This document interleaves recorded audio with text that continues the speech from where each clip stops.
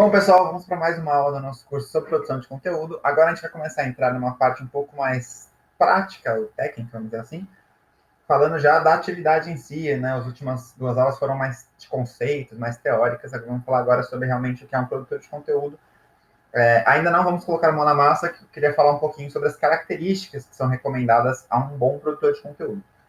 Lembrando que sempre que eu falo de características, eu não estou falando que você precisa ter todas essas habilidades, que você ame todas essas coisas que eu vou citar.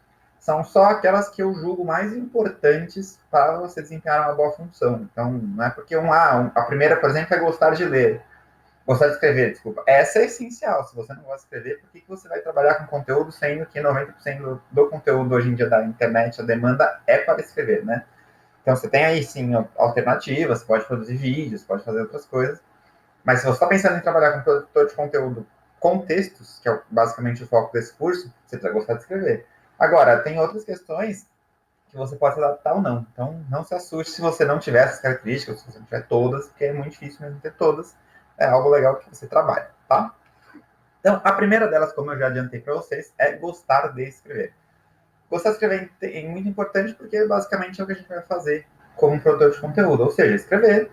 E tem aquela frase bem clichêzona, né, que é trabalhe com o que você goste ou que você ame, e você nunca precisará trabalhar na vida. Eu acho que a gente não precisa entrar na questão polêmica se isso é verdade ou não, se é exagero ou não, porque querendo ou não é trabalho, mas a verdade é que quando você gosta do que você faz, é muito mais fácil seguir o dia a dia, ter as atividades de rotina, do que se você não gosta das suas atividades. Então, essa eu acho que é essencial. Assim, se você quer trabalhar com produção de conteúdo escrito para a internet ou por qualquer outro tipo de meio, e você não gosta de escrever, eu acho que você deveria repensar um pouquinho a sua função, porque não vai ser prazeroso e no longo prazo isso tende a te irritar, te estressar, te cansar.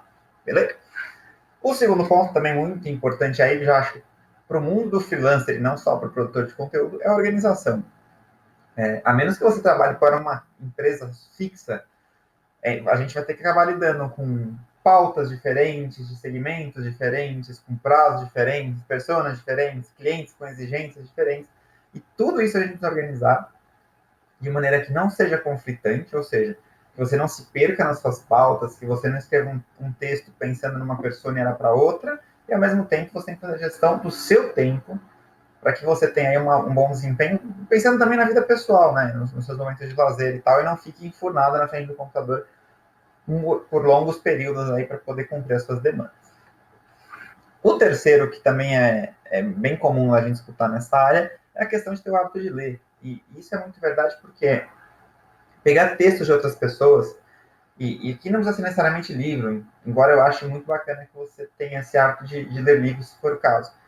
Mas qualquer tipo de texto vai ter alguém escrevendo. Então você tem ali técnicas de escrita, formas de dialogar com o público, enfim, você consegue ampliar o seu repertório, ao mesmo tempo que você consegue ver questões mais gramaticais, de estímulo cerebral, e a gente tem, por exemplo, aí N motivos para você ler outros textos além de escrever os seus. Né? Tem questão de vírgula, como as pessoas usam, como as pessoas organizam as frases, como são as introduções.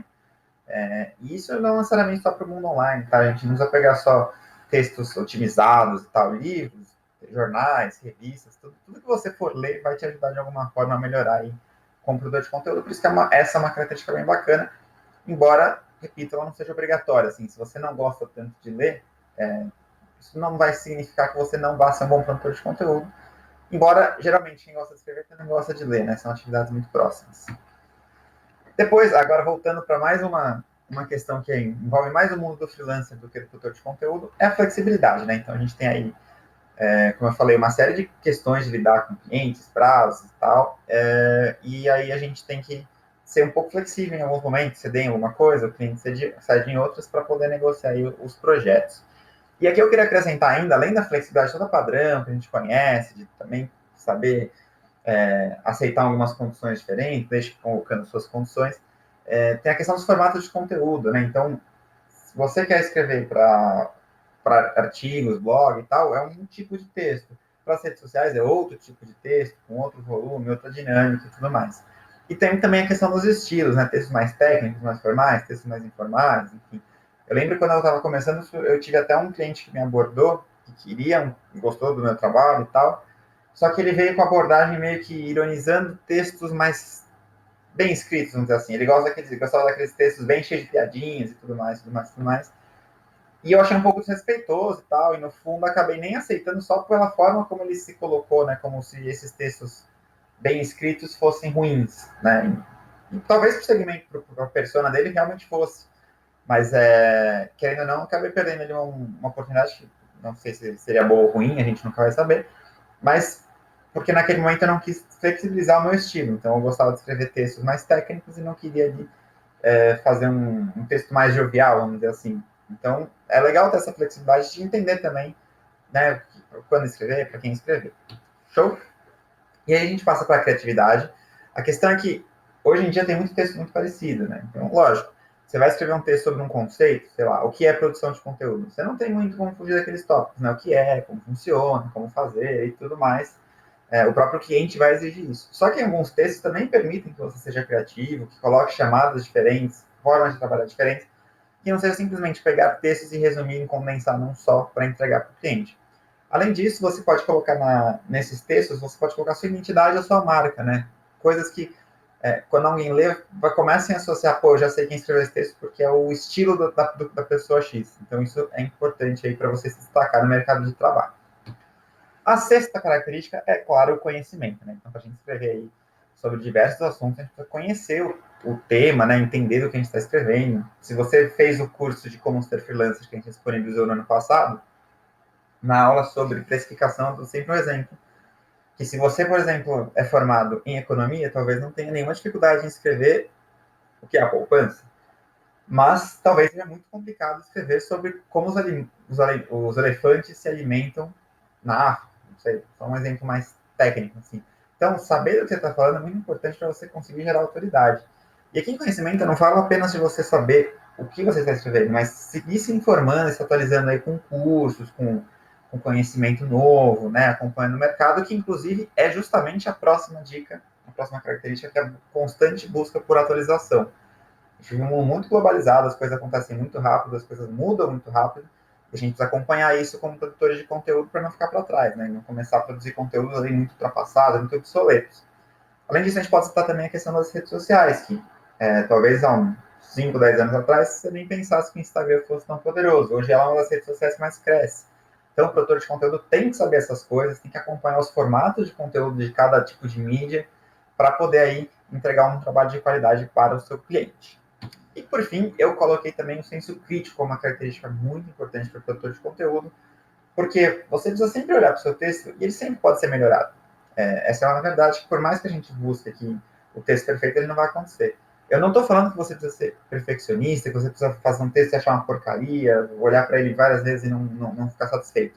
Mas tem esse senso crítico para não precisar ali mandar para o cliente ele pedir coisas óbvias, sabe? Do tipo, pô, minha persona é essa, eu preciso disso. Então, releia o texto, reveja.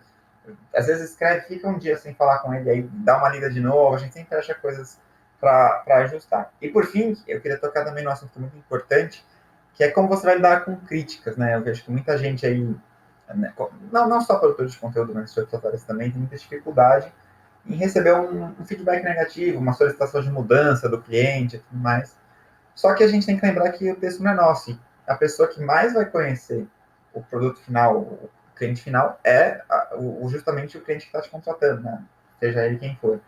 Então, quando ele fez algum tipo de reclamação, lógico, desde que faça sentido, e aí entra de novo o senso crítico de entender o que faz sentido e o que não faz, é saber aceitar ali a crítica, ver se faz sentido e, se for o caso, corrigir, porque quando eu coloquei nesse último lembrete, o texto não é nosso, assim, eu vejo que também tem muita gente que pega o texto para si como se fosse um filho, sabe? Amei o jeito que eu escrevi e tal, e nem sempre é o jeito mais interessante para entregar aquele trabalho. Então, saber lidar com críticas é isso. Essas 8 características são fundamentais aí para um bom produtor de conteúdo. E aí, como sempre, fica o convite para você se conectar com a gente nas nossas redes sociais e no site, para não perder as próximas aulas. Tem bastante coisa bacana que vai sair nas próximas semanas e nos próximos meses também. Fechou? Então, aquele abraço e espero que você tenha gostado dessa aula sobre as características do produtor de conteúdo.